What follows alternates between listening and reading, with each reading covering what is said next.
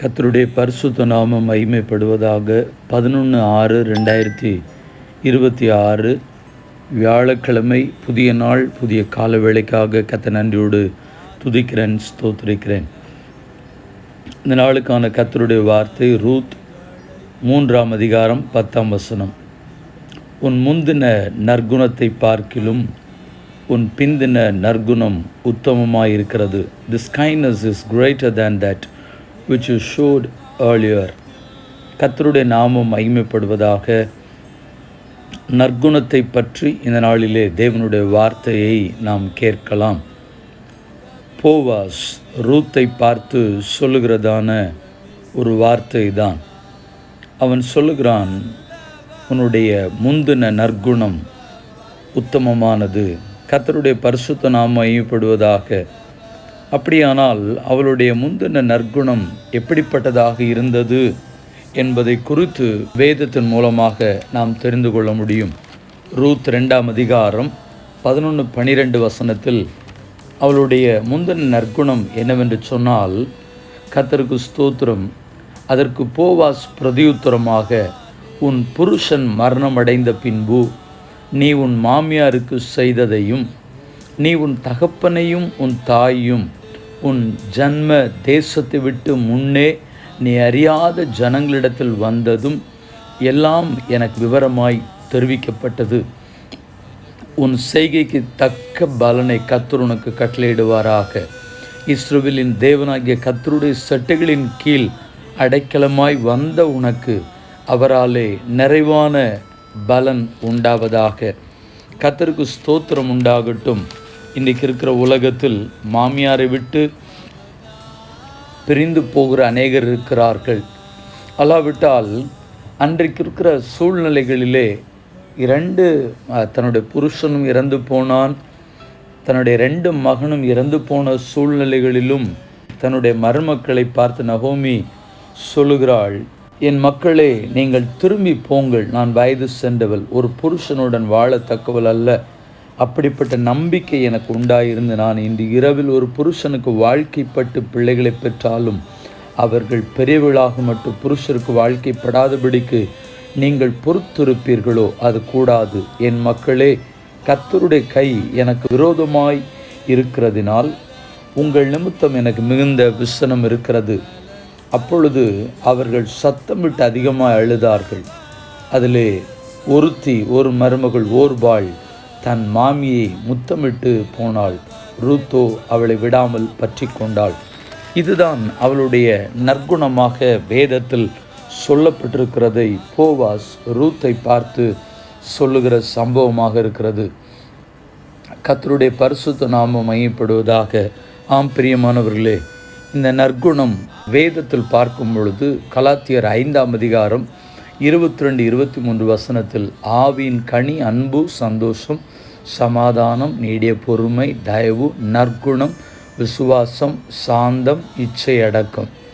அப்படியானால் ஆவியின் கனி நம்மிடத்தில் இருந்தால்தான் அதை குறித்து எபேசியர் 5ஆம் அதிகாரம் 9ஆம் வசனத்திலையும் நாம் தெரிந்து கொள்ள முடியும்.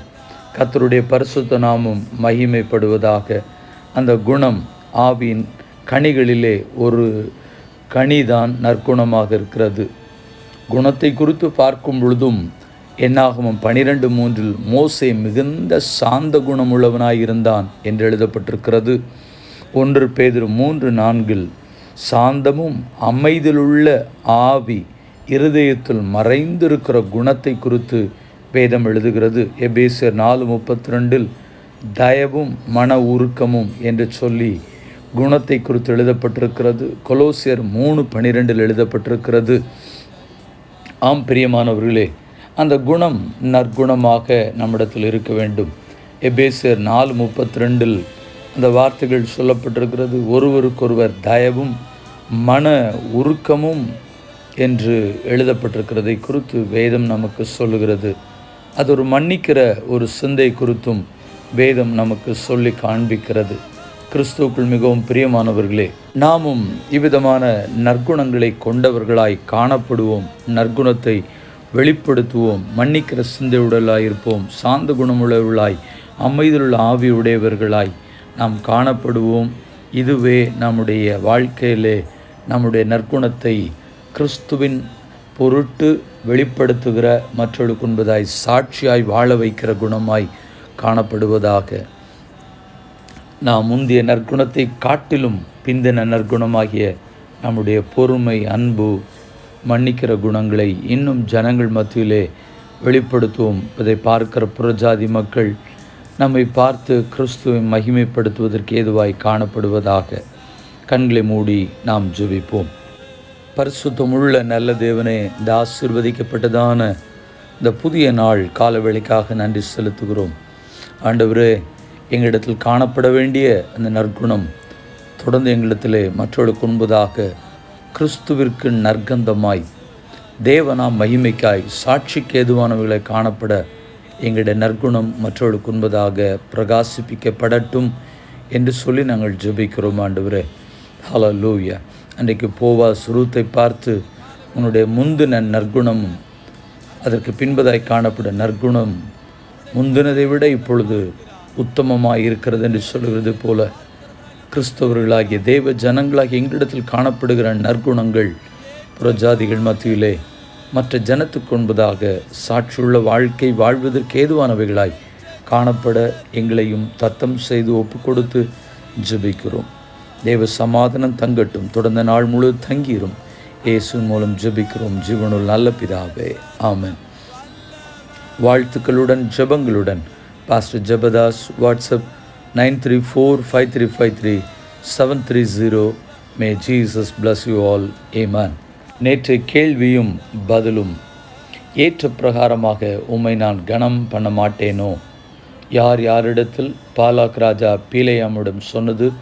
என்னாகமம் 22:37. இந்த நாளுக்கான கேள்வி, நீ பயப்படாதே, உனக்கு வேண்டியபடியெல்லாம் செய்வேன், நீ குணசாலி. யார் யாரிடத்தில் சொன்னது? மீண்டும் வார்த்தைகளுடன் ஜெபங்களுடன் நாளைய தினத்தில் உங்களை சந்திக்கிறேன். ஆண்டவருடைய சமூகத்திலே 40 நாட்கள் உபவாசத்தோடு கூட இருந்து கொண்டிருக்கிறேன். இன்றைக்கு 12வது நாளை எட்டி பிடித்திருக்கிறேன். ஒருவேளை உங்களுடைய தனிப்பட்ட ஜெப குறிப்புகள் இருக்கும் என்று சொன்னால் நீங்கள் என்னோடு கூட மாலை வேளையிலே தொடர்பு கொள்ளுங்கள். உங்களுக்காக நான் ஜெபிப்பதற்கு ஆயத்தமாக இருக்கிறேன். ஆமென்.